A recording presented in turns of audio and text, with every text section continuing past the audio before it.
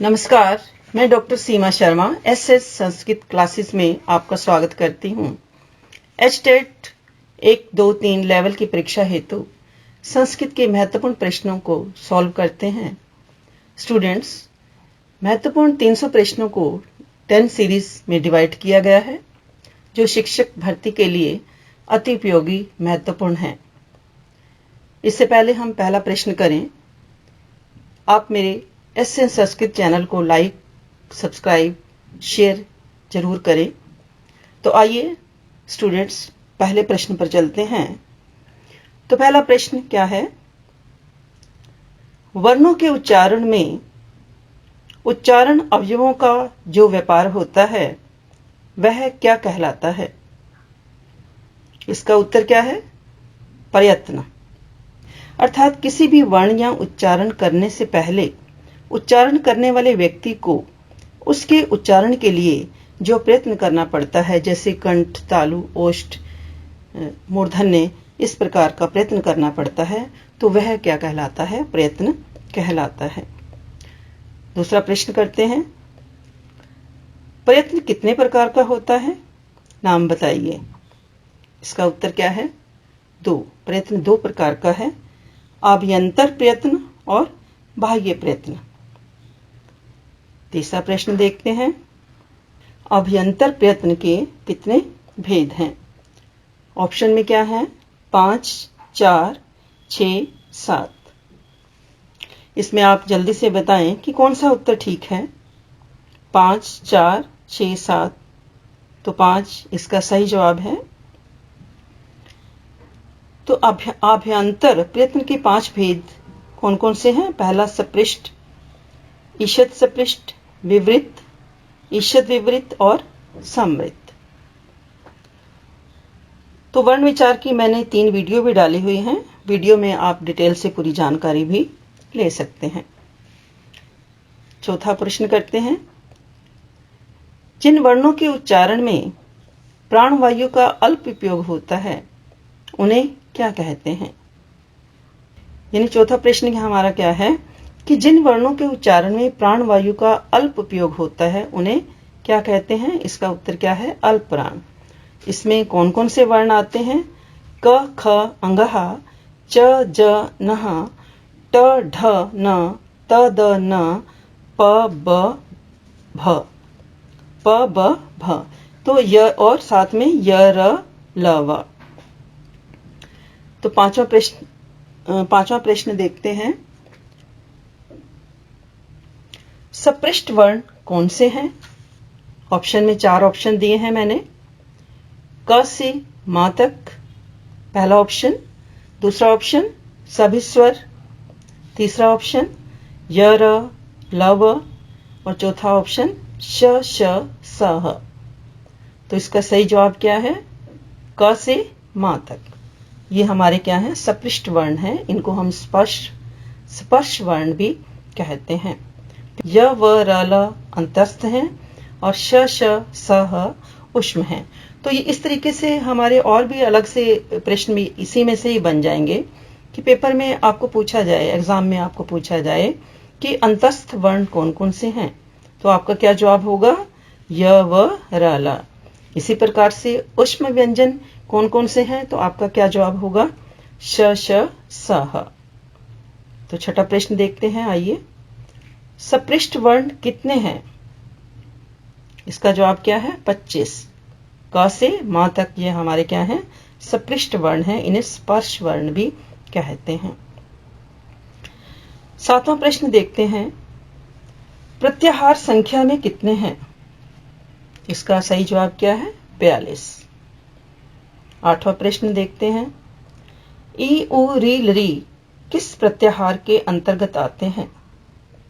Option है 4। एक प्रत्याहार, अक प्रत्याहार, अन प्रत्याहार या अच प्रत्याहार। तो इसका ऑप्शन क्या है? पहला हमारा एक प्रत्याहार। तो जो पहले पाणिनि के 14 माहेश्वर जो सूत्र हैं, इनमें जो पहले 4 सूत्र हैं वो क्या है? स्वर को बताते हैं।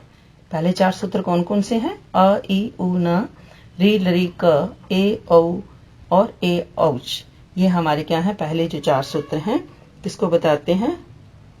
स्वर को बताते हैं, अच को बताते हैं। 9वां प्रश्न करते हैं। स्वर संधि का दूसरा नाम क्या है? अच संधि। यानी स्वर संधि को अच संधि भी कहते हैं, क्योंकि पाणिनि के पहले 4 सूत्रों को अ से लेकर च तक जब इसको हम करते हैं तो अच शब्द बन जाता है। तो ये सारे सूत्र क्या हैं?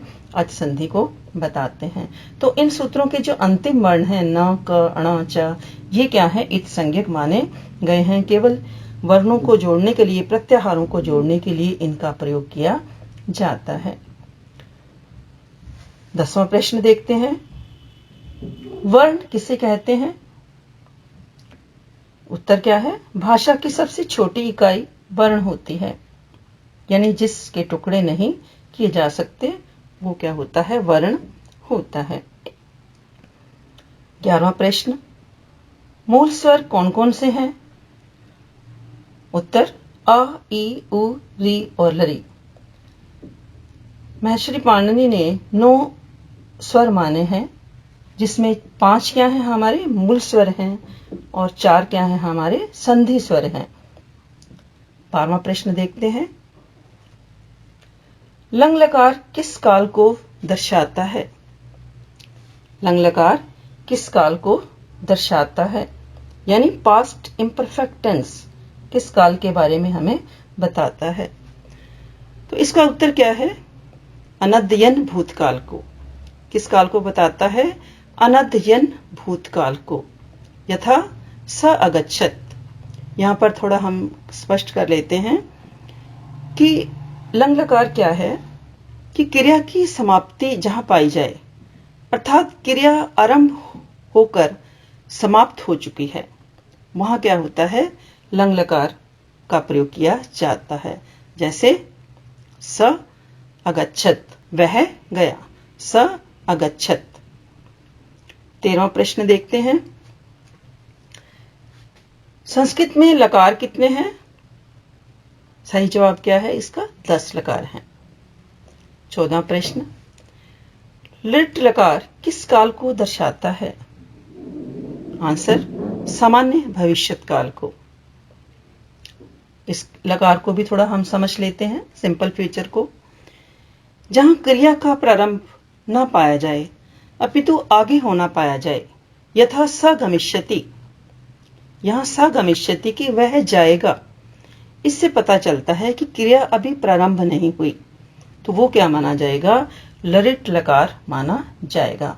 तो लिट लकार किस काल को दर्शाता है? इसका उत्तर क्या है? सामान्य भविष्यत काल को, यानी सिंपल फ्यूचर को ये दिखाता है। 15वां प्रश्न करते हैं। लुट लकार किस काल को बताता है? अनध्यतन भविष्यत काल को। लुट लकार किस काल को बताता है? इसका उत्तर क्या है?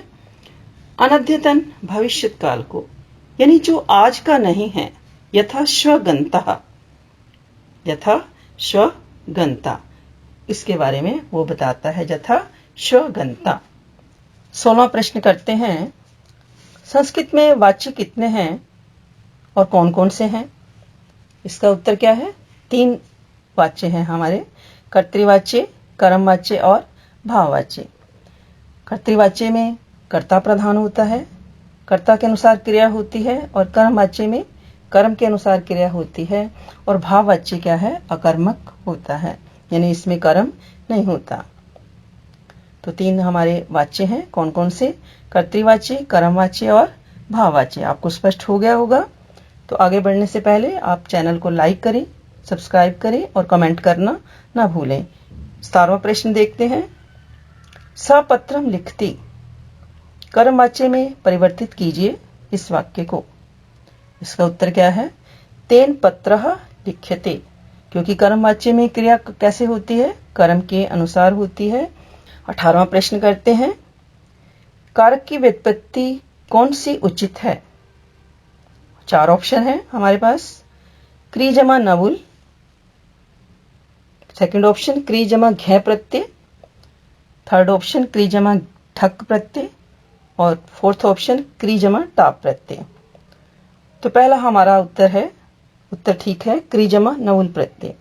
तो नबुल का क्या है यहाँ पर, न और ले का लोप हो जाता है, भू को अक का आदेश हो जाता है और क्री को कार होने से कारक शब्द की व्युत्पत्ति हो जाती है। 19वां प्रश्न देखते हैं। संस्कृत में कितने कारक हैं? उत्तर क्या है, 6 कारक हैं। कौन कौन से?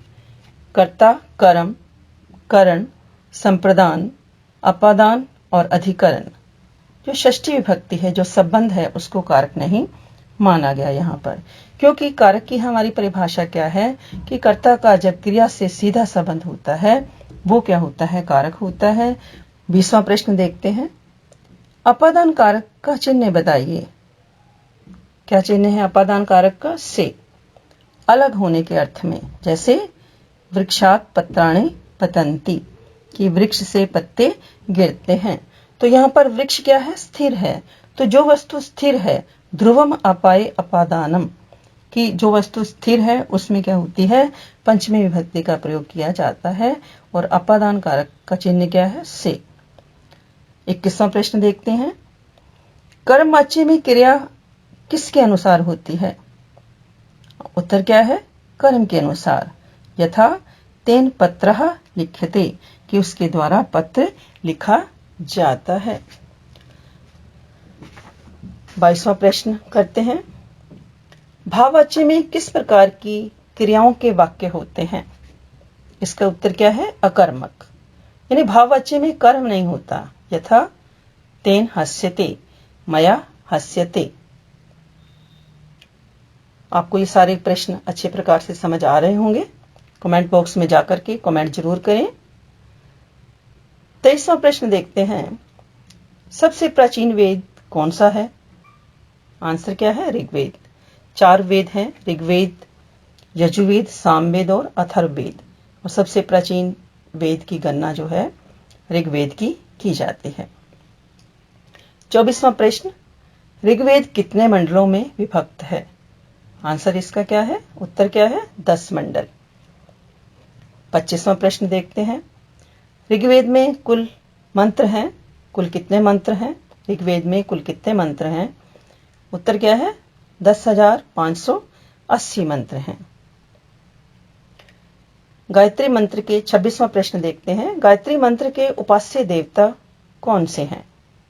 इसका उत्तर क्या है, सविता देव। 27वां प्रश्न। अष्टाध्यायी के रचयिता कौन है? आंसर महर्षि पाणिनि। 28वां प्रश्न देखते हैं। हर्षचरित की रचना किसने की है?